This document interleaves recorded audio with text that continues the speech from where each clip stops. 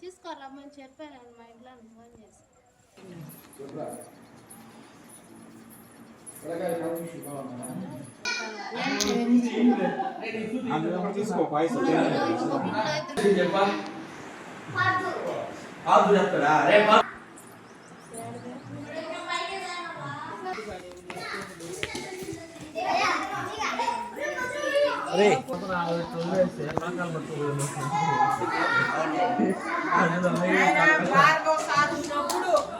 నీట్గా ఉండింది స్కూలు.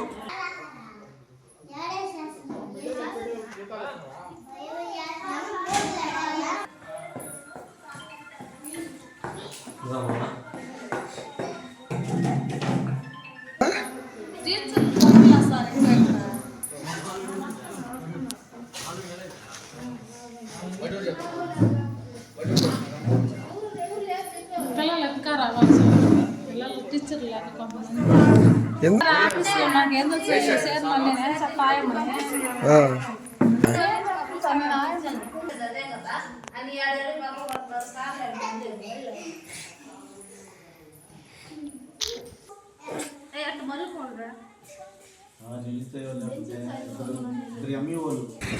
ఇంకా ఉన్నారు చాలా మంది పిల్లలు. సార్ రావటం లేదు ఆ బడికి ఎందుకు అని చెప్పి కావాలనే కదా పంపించేది బడికి అట్లా అని చెప్పి పిల్లలు పెట్టుకుంటున్నారు.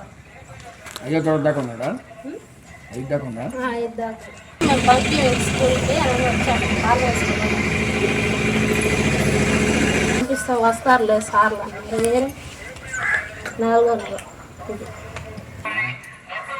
ఏం చేస్తాం వస్తారు అని అంటున్నా లేకున్నాము. ఇంటికి కుదరదు పోయి తాళం వేసేద్దామని వచ్చాను. సార్ అండి నేను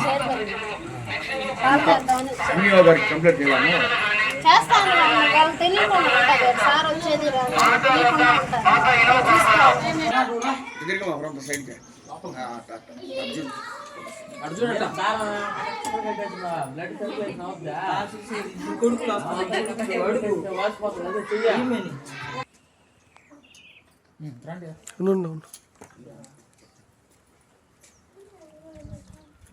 పేరు నారాయణమ్మ, మాది కొత్తగుండోలు. కొత్తగుండోలు నుంచి మేము పిల్లల్ని అయితే అక్కడ ఛార్జీలు ఇచ్చి పంపిస్తున్నాము. అయినా కానీ ఇక్కడ ఐఓర్లు అయితే రావట్లేదు. మేము ఎంతెంతో మేము పిల్లల్ని చదివించుకోవాలని మేము ఎంతెంతో పశ్చాత్తాపం పడుతున్నాము. అయినా కానీ పిల్లలకైతే చదువు రావట్లేదు, ఐఓర్లు అయితే అసలు రావట్లేదు. ఎందుకో కానీ ఈ మాటలైనా ఇన్ని మాకు పిల్లలకి ఐఓర్లు పంపించాలని మనం చేసుకుంటాం. నా పేరు కావేరి, నేను గుండోలు గ్రామం నుంచి మాట్లాడుతున్నా. ఇక్కడ స్కూల్లో సార్ లేరు 3 నెలల నుంచి పైన. పిల్లకాయలు వస్తున్నారు వెళ్తున్నారు. మేము పైన ఆఫీసులో కూడా కంప్లైంట్ చేశాము కానీ ఎవరు పట్టించుకోవటం లేదు.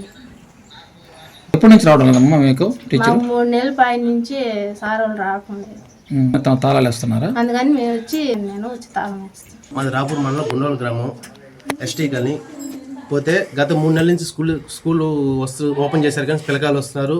మధ్యాహ్నం అన్నం టీచర్స్ అయితే ఎవరు రావడం లేదు. ఎంఈ గారు ఒకసారి కంప్లైంట్ చేశాము కానీ వాళ్ళు రెస్పాండ్ అవ్వలేదు.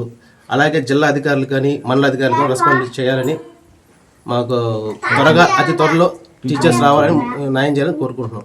అతి పనిగా కొత్తూరు కాడి నుంచి ఛార్జీలు పెట్టి పంపిస్తున్నాం కష్టం చేసి మేము. ఇలాగా మీరు త్వరగా రెస్పాండ్ అయ్యి చదువులు రావాలంటే వాళ్ళు టీచర్స్ లేక ఎలాగొస్తారు, కొంచెం దాన్ని మీరు ఆలోచించి జిల్లా అధికారులు కానీ మండల అధికారులు కొంచెం మాకు న్యాయం చేయాలని కోరుకుంటున్నాం.